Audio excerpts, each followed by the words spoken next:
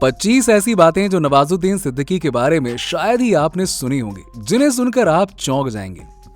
Number 1, Nawazuddin Siddiqui का असली नाम नंबरदार नवाजुद्दीन सिद्दीकी है, जिन्होंने अपना नाम फिल्मों में आने से पहले ही बदल लिया था।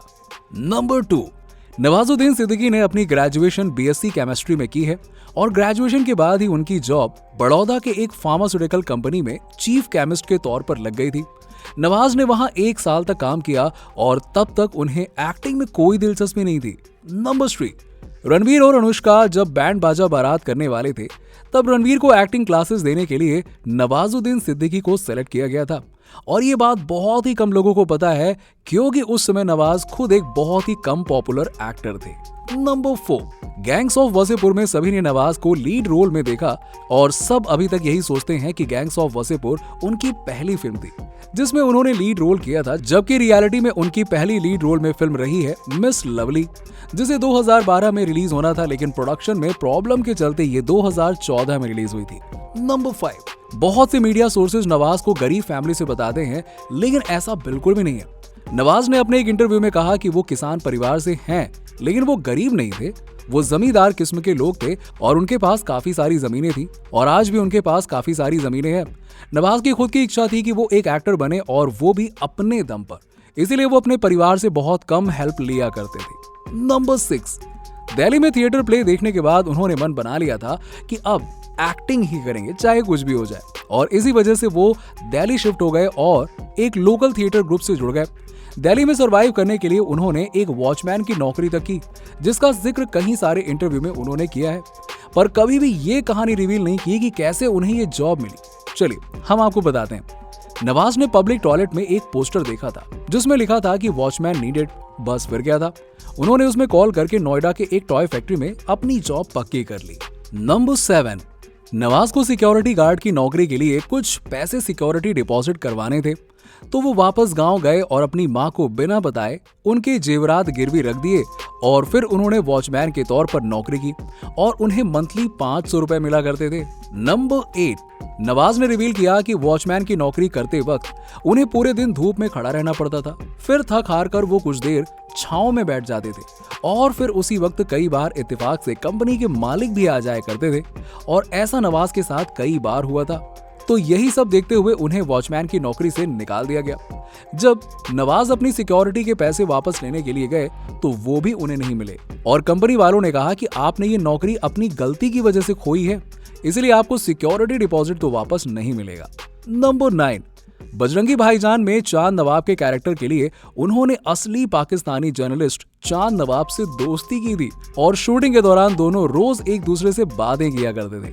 नंबर 10, मिस लवली में नवाज पहली बार ऑन स्क्रीन किस करते हुए नजर आते हैं और ताज्जुब की बात यह है कि वो नवाज का पहला किस था और एक इंटरव्यू में उन्होंने रिवील किया था कि इससे पहले उन्होंने कभी किसी लड़की को किस ही नहीं किया था। जी हाँ।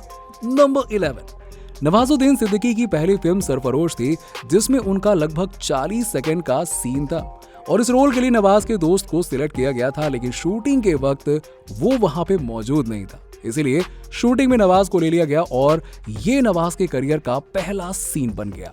नंबर 12, नवाज को उस घर में नौकर की तरह रखा जा रहा था, तब उन्होंने उस घर को छोड़ दिया और राजपाल यादव ने तब उनकी मदद की।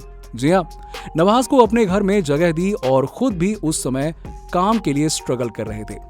नंबर 13, पैसों की तंगी के कारण नवाज ने शूल फिल्म में एक वेटर का रोल प्ले किया था। मनोज वाजपेयी ने उस समय नवाज को पहचान लिया था और उन्होंने एडवाइस किया था कि देखो ये रोल तुम्हारे लेवल का नहीं है, लेकिन पैसों की कमी के कारण नवाज को ये रोल करना पड़ा। नंबर 14, शूल फिल्म में वेटर का रोल करने के लिए उन्हें 1500 रुपए देने का प्रॉमिस किया गया था, लेकिन जब भी पैसे मांगने जाते उन्हें पैसे नहीं दिए जाते थे। तो फिर उन्होंने कहा कि अगर पैसे नहीं दे सकते तो कम से कम खाना ही खिला दो।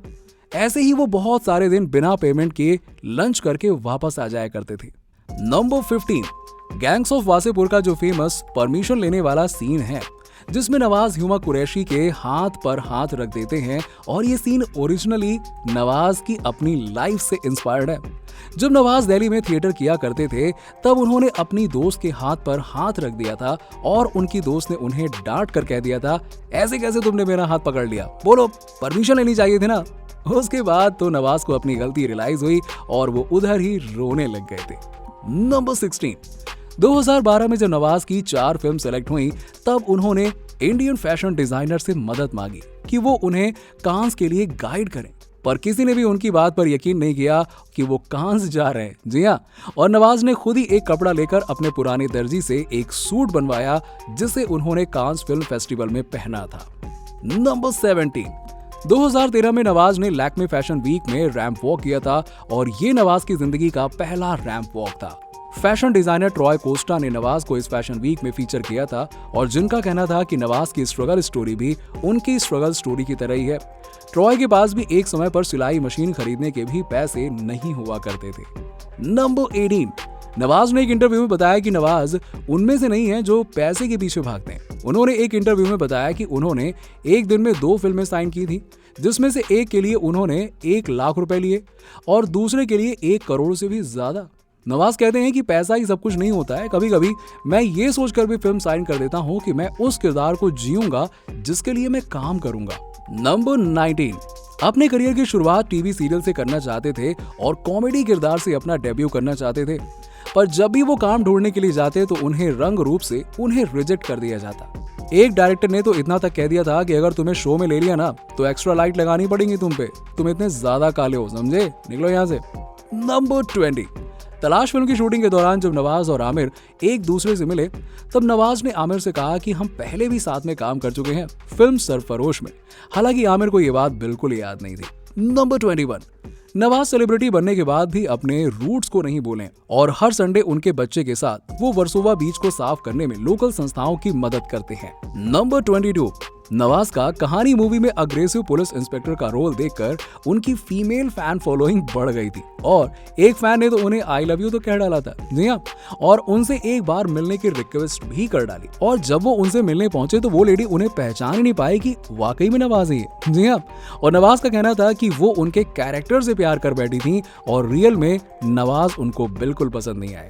नंबर 23, गैंग्स ऑफ वासेपुर में एक सीन है जिसमें नवाज को छत से छलांग लगानी होती है। उन्होंने एक इंटरव्यू में बताया कि उन्होंने ये वाला सीन सच में नशे की हालत में शूट कर लिया था और नशे की वजह से उन्हें लग रहा था कि वो कहीं से भी छलांग मार सकते हैं और वैसा ही हुआ। नवाज ने पूरा का पूरा सीन एक ही शॉट में कंप्लीट कर लिया। नंबर 24, एक मशहूर एक्टर बनने के बाद भी अपनी जेब में 20 से 50 रुपए से ज्यादा नहीं रखते हैं। इसलिए ऐसा करते हैं क्योंकि उन्हें सिंपल रहना ही पसंद है और वो अपने पुराने दिनों की तरह ही रहना चाहते हैं। उनका मानना है कि इससे उन्हें कभी भी उनके अचीवमेंट का गुरूर नहीं आता है। नंबर 25, रईस में पहली बार शाहरुख और नवाज एक साथ दिखाई दिए और नवाज बहुत नर्वस थे कि वो एक बहुत बड़े सेलिब्रिटी के साथ काम कर रहे हैं। उन्हें लगा कि कहीं शाहरुख उन्हें फॉर ग्रांटेड ना ले लें। पहले ही दिन शाहरुख खान ने उन्हें एक बात कह दी थी कि मैं एक सीनियर एक्टर हूं लेकिन मैं अपनी लिमिट क्रॉस नहीं करूंगा और मैं आपके कैरेक्टर की पूरी तरह से रिस्पेक्ट करूंगा। वैसे दोस्तों, ये थे नवाजुद्दीन सिद्दीकी के लाइफ के इंटरेस्टिंग फैक्ट्स। वैसे आपको नवाज की फिल्मों का कौन सा रोल सबसे ज्यादा पसंद है, कमेंट बॉक्स में कमेंट करके बताइए और वीडियो को लाइक और शेयर करना मत भूलिएगा।